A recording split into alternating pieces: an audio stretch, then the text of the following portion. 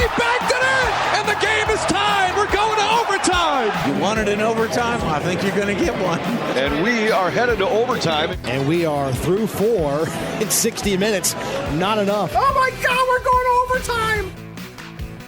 Yes, indeed we are. Welcome back to Overtime here on the Colts Audio Network. This episode of OT is coming to you immediately following day 3 of the NFL Draft. All 7 rounds are in the books. We're breaking down all the picks for the Colts here in 2024. Matt Taylor, joined by Casey Valier, JJ Stankovich. We're inside the Indiana Union Construction Industry radio studio, recapping the entire draft. And we're going to discuss day 3, then put a bow on everything, talk about how Thursday, Friday, and Saturday in totality affects the Colts roster heading into training camp. Certainly a long way before we get to that. But fellas, how we doing today? Casey, how you doing? I'm good.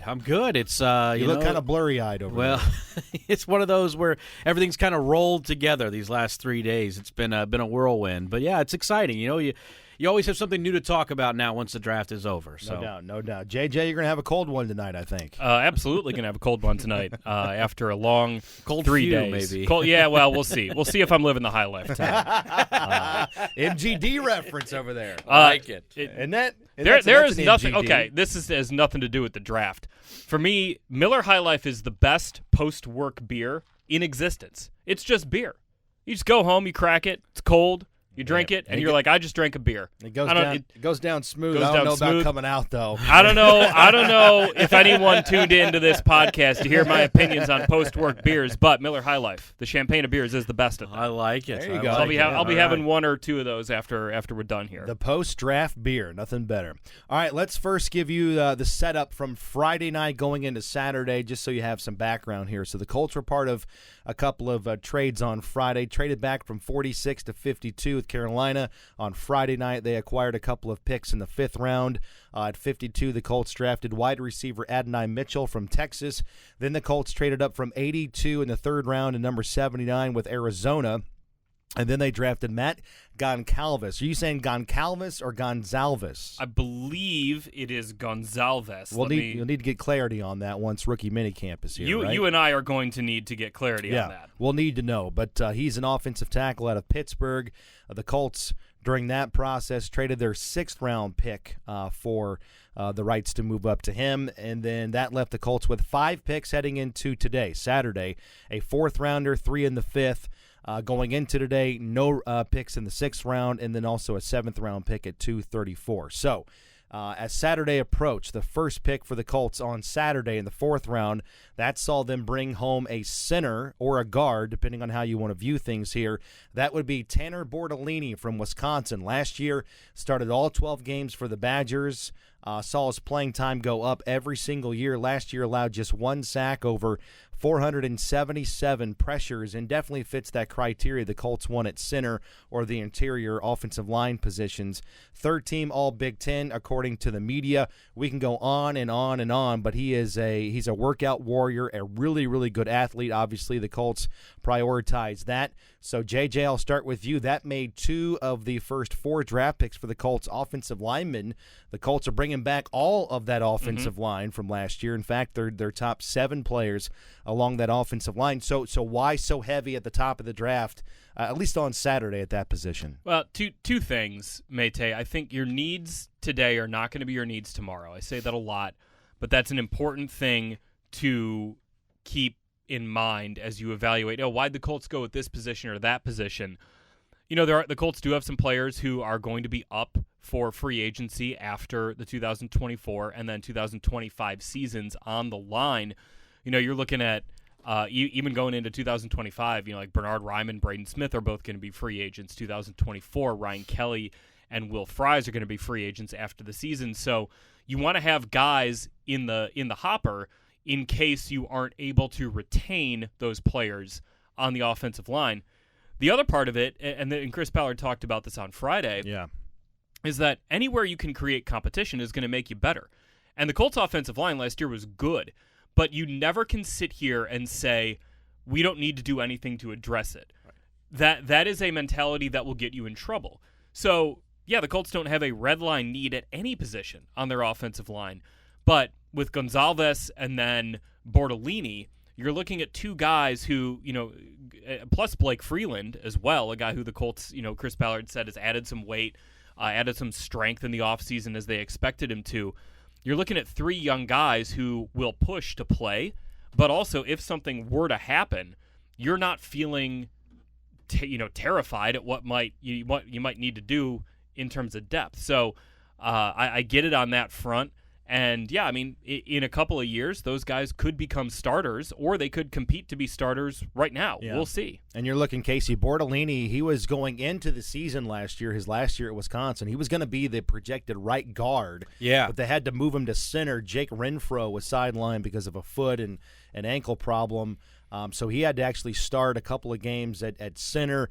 So he comes out very well established and versatile. Started 8 games at left guard in his career, 3 at right guard, and then 3 at right tackle on top of center. So he's got some versatility about him as well. And that's one of the things that I think you can never have too much, especially when you think about, the offensive line and all of the, what happens if this happens here when you have a guy who has established play at a level like the Big Ten, played every position at Wisconsin outside of left tackle, and did it at a high level. That is never something you can overlook. So when you think about depth and you think about that, it's a Swiss Army knife you can plug in and play in multiple spots. And, one of the things you always talk about as you head into a season is, who is going to be our swing tackle, and that is a key one. But also, you also need that interior help and a guy that if, let's say, something happens to that swing tackle, who's that guy kind of waiting in the wings, and that might be Taylor. Bortolini's a guy who has that experience of playing kind of all over the line. By the way, just real quick on Bortolini, he is a remarkable athlete. Yes. If you look at his athletic testing profile, and this is something that I don't know if you guys follow Josh Norris on Twitter. Josh does stuff for Underdog Fantasy. Before that, he was NBC Sports and Roto World's draft analyst. Does a great job. And he's been on this for years, that since 2010, just 28 offensive linemen recorded a 4.47 short shuttle or better at the NFL Combine. This is a tweet from 2023, so it hasn't been totally updated yet. 24 were drafted. Those 24 went on to start 84% of their NFL games. And you look at guys who were drafted on day 3 who hit that mark, 4.47 in the short shuttle, which the punchline to hold this is that Tanner Bortolini was under that. Okay. He was under the 4.47 short shuttle. But you're looking at a guy like Zach Tom, who was a 17-game starter for the Green Bay Packers last year. Joe Haig, who we know here, started 40 games in his NFL career. Charles Leno Jr. was a 7th-round tackle of the Bears, started 128 games in his career. And then there's just Jason Kelce sitting there who also hit that mark. Yeah. And we're not comparing Tanner Bortolini to the greatest center to ever play football, but that's just to give you an idea. Sometimes when you take these shots on guys on day 3 and they have certain athletic testing numbers and good tape, which Bortolini has, you're like, okay, let's give it a go. Bortolini, by the way, he broke Jason Kelce's combine record in the 3-cone. Mm-hmm. Yeah, that was at, 2011? Yeah, so there? no, I believe I don't remember if it's a center or an offensive lineman, has run a 3-cone faster than Tanner Bortolini. And does that mean he can go block, Jeffrey Simmons every single play? Right. I don't know, but it's a good benchmark for him to start developing in the NFL under Tony Sparano Jr. Yeah, 4.94 40-yard dash for Tanner Bortolini. Over 300 pounds. Hell of a pasta maker, too. Bortolini's. I wonder if they take reservations. I'm trying to get in there tonight on a Saturday night following the draft. That sounds like like Anthony Costanzo's second family restaurant. Yeah. After Oregano's is Bortolini's. It's the sister restaurant to Oregano's. Yeah, that's exactly right. All right, Bortolini right here. We do have some sound from each guy here. We'll try to incorporate it as best we can. But this is Tanner Bortolini on why he was able to play so many positions in college along the offensive line and thrive. So I would say it started off by learning center, and that was a really big thing for me, is that if I learn center, I'm able to know what everyone has to do on every play. So that put me in a position to be able to swing around like that. And then playing small school football, I think allowed me to get a lot of, athleticism, coordination-wise, so I felt comfortable flipping stances. And it's obviously something you have to get used to, but something I felt like, the older I got, or the more comfortable I felt going back and forth. And it's just, it's a little different, obviously. There's little ins and outs to each one, but the more I did it, the more confident I felt in that ability, and I think it's something that is really going to prove valuable at the next level. Indeed. All right, Tanner Bortolini. He is the fourth-round draft pick for the Colts. Let's go to round number 5 with their 5th pick in the 5th round. The Colts draft Anthony Gould out of Oregon State, a very speedy wide receiver. Played all over the field in college, but was predominantly on the outside. Comes out a year early. He's a junior. Last season named All Pac-12 honorable mention. Played in 11 games a season ago, 44 grabs, 718 yards, a couple of touchdowns. Second on the team in catches. Also has enticing return ability, fellas. The last 2 years, he had 22 punt returns for an average of 369, was named a first-team All-American as a punt returner in 2022. Actually, that year, he led the nation in punt return average at 18.3. Yeah. Great speed. This is punt return average, too. Right. Yeah. Return punt average. return That's almost. like you're getting almost 2 first downs every time you kick the ball to him. So a former high school track star with the speed, ran 4.39 in the 40. His athleticism score was 91. That was 4th best among receivers at the combine. All of that speed, all of that athleticism led to 3 catches of over 50 yards last season for Oregon State. So pretty clear, JJ, the Colts are bringing in players. You got Mitchell, now Gould, that can take the top off the defense, win on the outside for Anthony Richardson. That was a big, remedy number 1 to address on offense heading into this draft. I'm interested in what the plan on offense for Gould is going to be, because Shane Steichen has one. And, I don't think you're looking at him and saying this guy is going to be a day one starter on offense.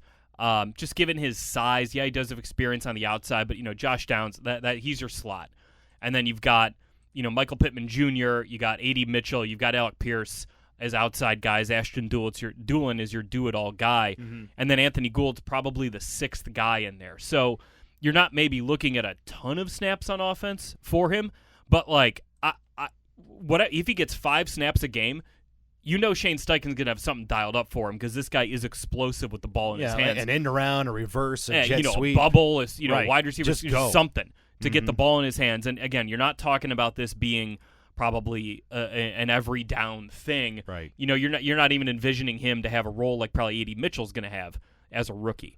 But as a guy who can contribute a little bit on offense, but then potentially if this guy's your punt returner and maybe even your kick returner, with the new kickoff rules, you're feeling pretty good about what you can do with him with the 5th-round pick. No, and that's the biggest thing. I think that, clearly we talk about all of his numbers that he had in college, mainly as a punt returner. I think he had just 1 kickoff return, but with the change, I'm interested to see how that is going to start making special teams coordinators look at that position, and with how dynamic he is as a punt returner. And also, you talk about he may not have such an important role as far as what he's doing offensively. You almost want that to be one of your guys as your main returner. Like if, let's say Dallas Flowers or Josh Downs, those guys being used, Ashton Doolin is a guy, but you look at their roles at their respective positions. Dallas Flowers is probably going to be counted on a lot at corner, and then you got Josh Downs who's going to be playing a lot of snaps offensively. Right. To have a guy you can plug in who can, with the ball in his hands, clearly he can do it all.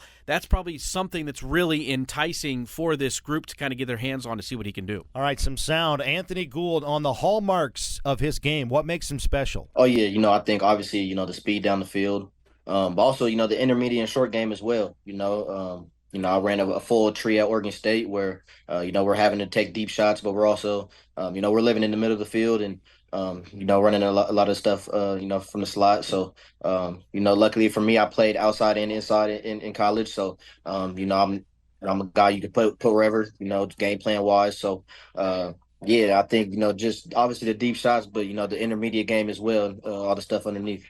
All right, that's Anthony Gould. He was the first of 3 draft picks for the Colts in round number 5. So let's fast forward now. We go to pick number 151 for the Colts in the 5th round.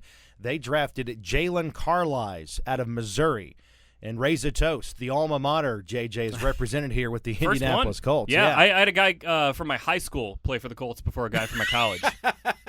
No, wow. Dallas Flowers. Yeah, and I went to a pretty big football school in college and a pretty small football school in high school. So I that forgot makes sense. that. Yeah, you and Dallas Flowers shared a locker. You go way back. back. In the day. Yeah. Yeah, right. Yeah, I'm definitely as old as Dallas Flowers. But anyways, Carli has played safety in college, but man, this guy, he's got great size. What great measurables here. He also played corner in college as well, played that hybrid role. I mean, whatever was asked of him based on the opponent, he's able to do it, right? You're talking about a safety, a corner, outside linebacker at times based on the opponent.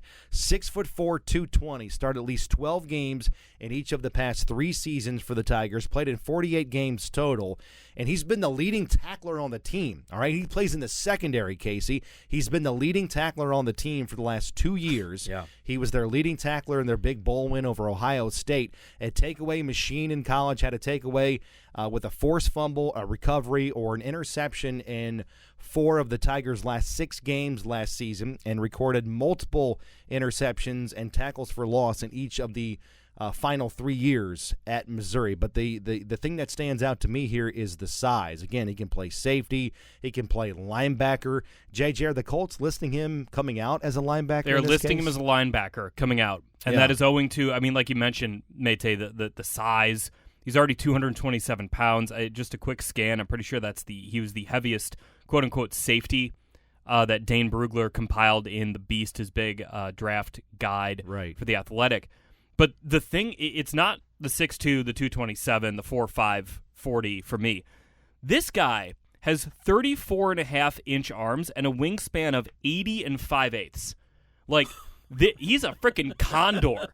And I don't want to put this on him because this is a great football player. But that length and that size at that weight gives you shades of Shaq Leonard. Now, Shaq Leonard was a great football player. Like, this is not saying that Jaylen Carli is going to be that. The takeaway, propensity is there. That gets you excited. But, I mean, just the arm length that he possesses. Like, if this guy competes his way to get on the field at some point on this defense, that's a guy who, if he's playing, zone coverage over the middle of the field, all of a sudden you're thinking it's going to be hard to throw on this guy. And that's something, if you look at what his profile was in college, he was a good tackler, but he was also good in coverage when he had to match up against a tight end or a running back. And you can see the vision for this guy, the athletic profile, the long arms that he has, the production he had in college. I love when a team makes a pick like this. Hey, you played safety, for college. You started as a corner, then he went and played safety. Yeah. But we view you as a linebacker, and we view you in a way that, we think you can be an impact player for this team, at least starting on special teams and then maybe working your way up into the defense at some point. Well, you ask yourself, what kind of depth does this guy give you based on his profile? And you say everywhere. Everything. I mean, also, too, Casey, there's, I think, within this scheme and this system and this coaching staff, there's a precedent here with Ronnie Harrison. Exactly. That's honestly what I kept thinking about. Hearing, all of his versatility, you think of what that role that Ronnie Harrison played, especially late. I mean, you're talking, last game of the season, Ronnie Harrison being asked to do a lot because go back to safety. Yeah, I mean, those are certain things that are very, very valuable. Ronnie Harrison even talked about how, initially they telling me I want to play linebacker, but then you realize what that means, and it shows how important they feel you are to a team. And if this guy can kind of follow in those footsteps, I completely agree. And another little thing, too, he's a 2-time academic, honor roll member in the SEC. So, it fits the bill for a Chris Ballard player at this point. That's not hard to do, JJ. Come on. I mean, Missouri. Yeah. You're giving him too much. Totally kidding, obviously. So, okay, real quick, though. I do want to, because I went and looked this up. So, Shaq Leonard coming out, he had 34 3/8-inch arms and a wingspan of 82 and 1/8, which is like that. I mean, that's insane.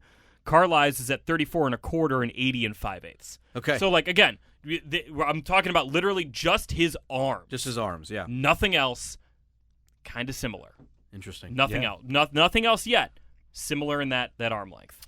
We'll see if he can get on the field. Obviously, the Colts are pretty stacked in terms of depth on defense, but this gives you an intriguing wild card piece at multiple areas. And speaking of that, here's Carli's on what the scheme he played in Missouri, how that allowed him to play multiple positions and, again, thrive. I feel like with the scheme that we played in these past 2 years at Mizzou, it really helped me and opened me up to showing that I can be more down in the box and have a box road, and also being able to play post when I need to as well. So I feel like the scheme that we were in allowed me to open up and show that I can play more than just one position. And is there a few players you looked at like, okay, I can take something from his game, or this is a player that I, model my game after, or I look up to in the league? Yeah, so I've seen guys like Kyle Hamilton, Derwin James, those guys that can kind of do both, the bigger safeties as well, that can kind of just come down and also be in the post as well when they're needed. All right, Jaylen Carli out of Missouri right there at pick number 151. At pick number 155 for the Colts trade a fifth-round pick to the Philadelphia Eagles for a fifth-round 164 and also a sixth-rounder today at 201. So the Colts move back in the fifth round 9 spots to get the sixth-round pick they gave up on Friday. So with pick 164, the Colts drafted Jalen Simpson. He's a defensive back out of Auburn, played safety and corner in college. The Colts are going to list him as a corner, I believe. Simpson was second-team All-SEC last year, played in the Senior Bowl. He was a 5-year player at Auburn, and he had 3 different head coaches, so he was able to overcome that piece of adversity. But this past season, 4 picks, took 1 back for a touchdown, finished his career with 21 passes knocked down, a former 3-sport athlete in college. He was All-State in both the high jump and in basketball, also played baseball. I think even he played some quarterback in high school based on what I saw. But at the Combine, JJ, this is another athletic freak. 39.5 vertical jump, ran the 40-yard dash in 4.45 seconds.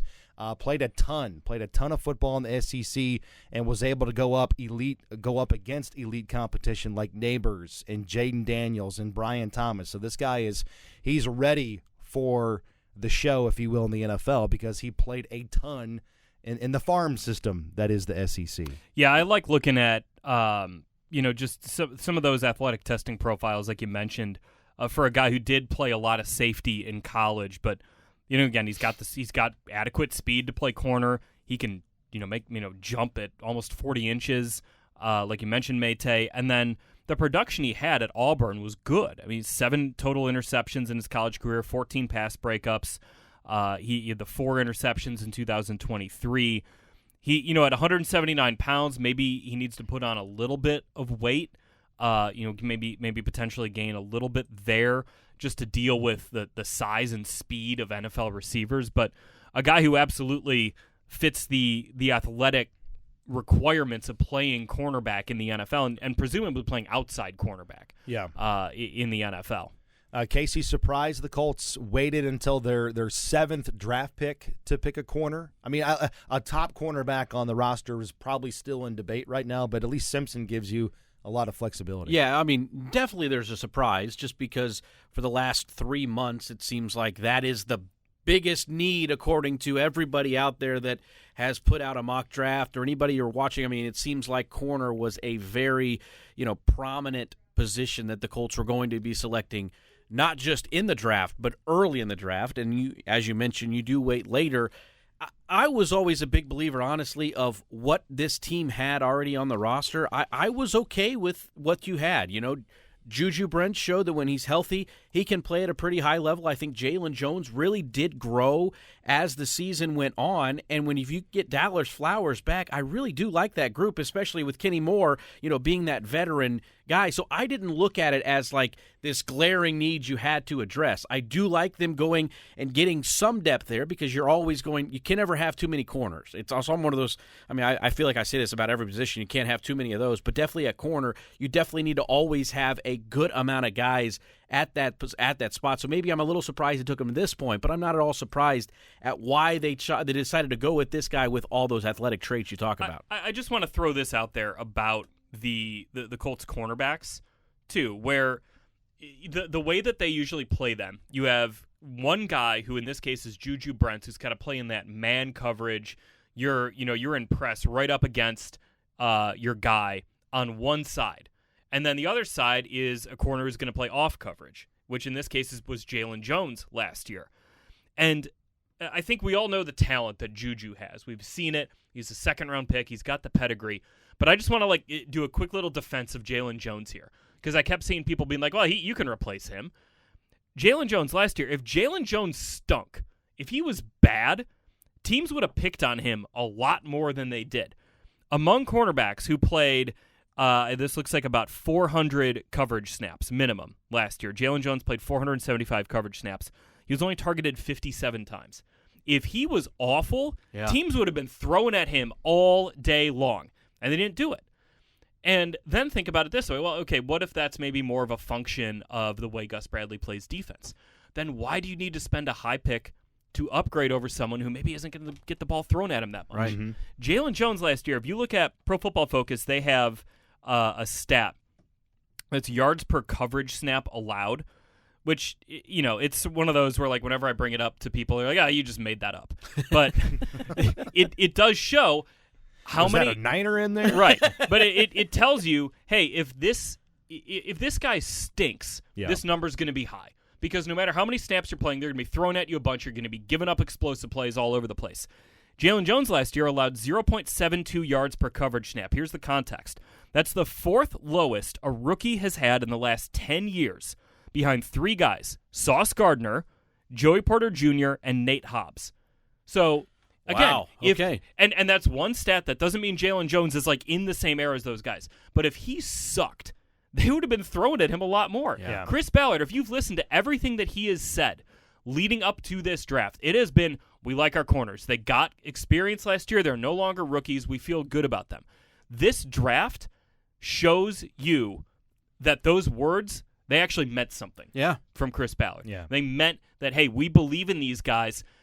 The Colts still added a couple guys in the cornerback room. Maybe you still add a veteran in there, but it wasn't this like red line need of like, we got to get a corner on day one. Okay, we didn't get him. We got to get a corner on day two. Okay, we didn't get him. We got to get a corner with our first couple picks on day three. We didn't do that. That's because the Colts believe in these guys and believe the Colts when they tell you they believe in them.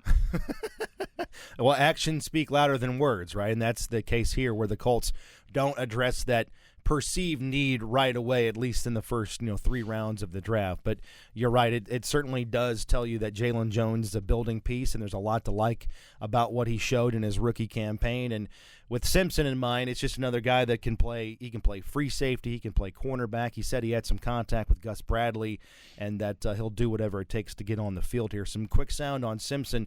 Again, this is him being ready for the NFL because of all that talent he saw every Saturday in the SEC. Yeah, I mean, SEC, man, we play against the biggest and the baddest. A bunch of those guys went in the first round. Played against, like, Neighbors for 3 years, Jaden Daniels, like, all those guys. And, playing against them, playing against guys on my team, just prepared the right way. I feel like it's the best conference. It's the closest thing to the NFL. But, starting at corner and safety and, playing those 5 years at Auburn has really molded me into a great player. And I just felt like it was the right time for me to, take it to the next level and, just continue to do what I've been doing. Indeed, Jaylen Simpson right there. All right, after him, we had to wait a little bit. We had to wait until pick 201. The Colts here in the 6th round. This is the pick they got back. They drafted Micah Abraham from Marshall, fellas. This is a non-Power 5 pick, of course, and it's kind of a smaller corner. He's 5'11", 185, 190-ish. Redshirt senior coming out, but he was an absolute beast. A menace in the secondary for Marshall the last 3 years. He started every game during that span except for one, and his play this past season earned him first-team All-Sun Belt honors for the 2nd consecutive season. Last year, 6 picks, placed him tied for 3rd in college football, also tied for the lead in the Sun Belt. Had double-digit pass breakups the past 3 seasons. In fact, I think he holds the Marshall career record for passes defensed with 55. So, Casey, great ball skills, really good speed. competed in track and field in the 100 meters, 200 meters, 4x100, 4x400, and the bloodlines. You talked about the bloodlines. Yeah. Old Pops played in the NFL as well. There. Yeah, Donnie Abraham. I remember watching him play, and then he also said his cousin is Tim Jennings, and we all remember. Oh, Tim Jennings, yeah. I love when you look at the bloodlines. Like, that's always really fun to me, because what I gain from that is what we see out of Josh Downs. They just kind of know how to be a pro. So you already come in a little bit more on the mature side of how to handle your business, because you have seen. There's no doubt. I mean, yeah. You have seen the way that what it takes to be successful in this league. And you talk about his bloodline, very successful guys in that family at this level.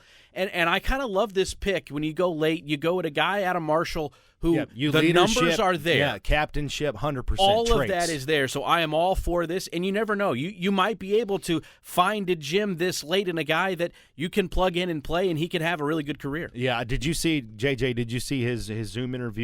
Really well-spoken guy. Very highly intelligent. I saw the clip of his dad, who's the defensive coordinator for the St. Louis Battlehawks. Yes. In the what is that? The UFL. Yep. I feel bad. I have a bunch of friends who are actually Battlehawks season ticket holders who are probably going to be like, "You should know what that is." But that was really cool seeing that moment. I don't think anybody's going to hold that against you, buddy. There are some people. Battlehawks sell out their games, man. Anyway, this is not a St. Louis Battlehawks podcast. This is about the Colts. Yeah. What a tailgate town, huh? We're not going on this tangent because they do tailgate really well for Battlehawks games. But no, take your word for it. Really cool story for him. A guy who goes to Marshall, he's kind of undersized, but like he makes plays. 12 career interceptions, 10 of which came in the last 2 years. A guy who sometimes you just late in the draft, if a guy's athletic and he's got ball skills at corner, just go get him. And he's going to battle, as you know, what off to make this team. Exactly. That's what you want. That's what you're going for, is guys that just get it, love football, especially late in the draft. Yep. Right? And so that's what the Colts do here in the 6th round. So Abraham is a guy to keep an eye on, and here he is talking about what he brings to the table and all that production despite being, quote-unquote, undersized. I'm someone who obviously they'll say is undersized, but, I'm someone who plays with a chip on his shoulder. I'm someone who has to be good and excel in different areas because of that. So one of the things I can bring is obviously my speed, my game IQ, and just my ball production. Do you see yourself as like a nickel corner? Is that what you played a lot in college, or what's kind of your background there? Yeah, so I started at outside corner, but obviously I feel like I'm very versatile. My freshman year at Marshall, I started at safety because it's what they needed and it's what they asked of me. And I played a couple games at nickel. So, anything the Colts need me to do, I feel like I can do that, whether it's being at nickel or being outside. All the right answers right there from Micah Abraham from Marshall. He's now in the fold here with the Colts in the 6th round. All right, then with the last pick in their draft, again, we had to wait a little bit, fellas. Pick 234, Colts draft defensive lineman Jonah Laulu. All right, we'll see again if we can get final pronunciation from him when he comes in for rookie minicamp. One more time, Jonah Laulu from Oklahoma. Started his career at Hawaii, then transferred to the Sooners. Last year, he played in 13 games, made 3 starts. All of those starts came at the beginning of the season. Didn't really put up huge numbers last year. Had 11 tackles, 3 for loss. He had a sack. Was not invited to the combine, but spent some time playing defensive end as well, so he plays inside, outside. Really no surprise there in terms of what the Colts prioritize with Chris Ballard. Loves that position flexibility from his defensive line draft picks. But at his pro day, he stepped up. A 9-foot 10-inch broad jump, 36-inch vertical, both of which would have ranked first among defensive tackles at the combine. Had a really good 40-yard dash. So, again, JJ, you're drafting for traits at the end of the draft, and this dude might be a diamond in the rough, but, of course, a really tough position to crack based on the depth the Colts have up front. Yeah, you're looking at the 7th round, and you're kind of, all right, do we go after this guy as a priority free agent? Do we, just say, yeah, forget it, we want to make sure we get him here instead of risking him to that pool? And, the Colts are a team that is always going to bet on traits. They're always going to bet on the explosive athlete. And that's what this guy is. He's at 292 pounds, he ran a sub-5 40. Like you mentioned, Mate, the 36-inch vertical, the really impressive broad jump. That's an explosive athlete right there. And this is the kind of guy who the Colts have shown time and time again they are going to bet on. And, I mean, you're right. The depth chart at defensive tackle is that ain't easy to crack. With, obviously, you've got, DeForest Buckner, Grover Stewart at the top of it, Raekwon Davis coming in as a free agent, Taven Bryan coming back. That's kind of, your 4 veterans, and then you still have Adetomiwa Adebawore, Eric Johnson the second. So you kind of have 6 guys who have some equity within this team, whether it's through their contract, through experience with the coaching staff, or both, that now, give me the pronunciation again. Laulu? Yeah. According to Oklahoma's website, Jonah Laulu. Yeah, so thank you. Yeah, a lot of O's. Laulu is going to have to really, compete his butt off to make this team. But again, hey, you get a guy with the right athleticism in the right situation, he's going to learn from some of the best in the league, and you never want to rule those guys out.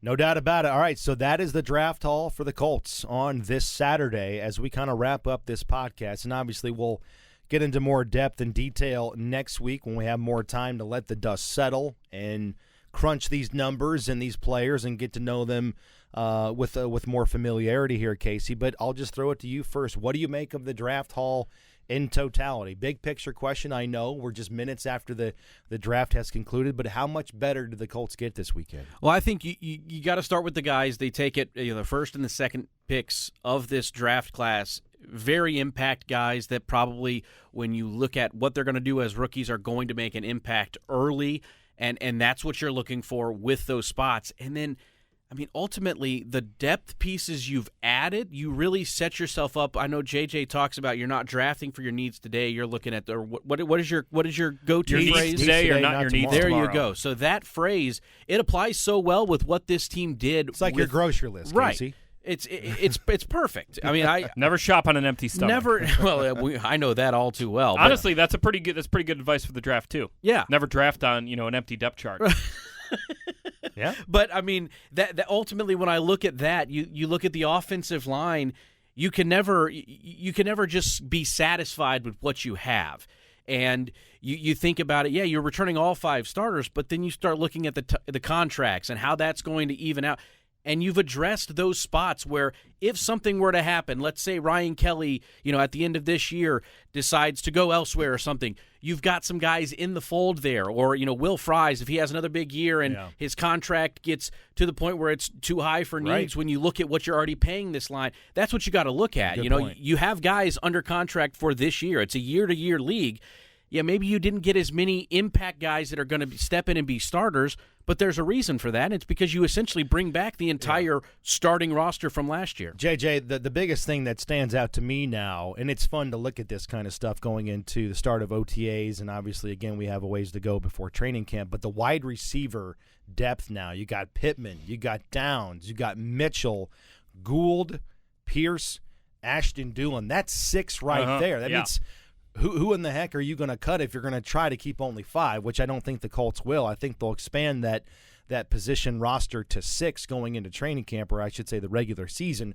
But, man, if you're playing a game right now, that's a pretty good lineup. Yeah, I think the depth there you're feeling really good about, whereas last year – the Colts primarily played the same 3 guys. It was Pittman, it was Pierce, and it was Josh Downs, with a little bit of Isaiah McKenzie sprinkled in there. But then when someone went down, you're calling DJ Montgomery up from the practice squad, who did an admirable job. But you'd like those guys, those depths, to come right on your roster. So we'll kind of see where that goes, but. You definitely feel better about that group. And about what the Colts have added, from Mitchell and Gould on the outside. All right, good stuff right there. Again, J.J. Stangovitz, Casey Valier, a very busy weekend and a very busy day, and that will do it for us. But we definitely encourage you to take about 10 minutes and just check out all the content on Colts.com and the Colts mobile app. Check out the written word, videos, podcasts, picture galleries of all the draft picks, some behind-the-scenes content, too. It's going to definitely be worth your while, and you can get up to speed on the Colts and their draft haul from this weekend. Casey, get some sleep tonight, my friend. I'm going to try. That's for sure. It's been, we're probably all rolling on about 3 hours a night, so we're going to try to sleep in a little bit on Sunday. That's Indeed. for sure. Back at it next week, though, breaking it all down. We'll have more podcasts, and of course, talk about this draft class in depth next week. But that'll do it here as we shut it down. Casey Valier, JJ Stankovitz, I'm Matt Taylor. Thanks for listening to Overtime following day number 3. And we'll be back next week with more content, as always, on the Colts Audio Network. Until then, everybody, thanks for listening. So long. Have a great rest of your weekend.